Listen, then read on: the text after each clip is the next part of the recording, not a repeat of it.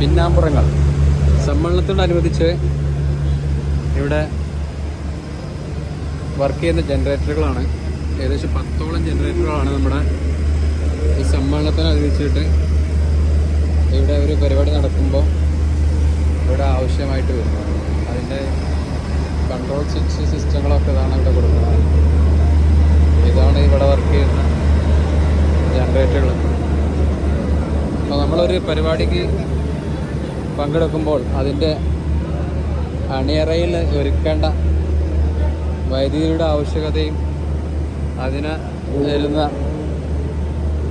ഈ ഒരു വൈദ്യുതി ഉൽപ്പാദനമൊക്കെ നമ്മളൊന്ന് അറിഞ്ഞിരിക്കുന്നത് നല്ലതാണല്ലോ.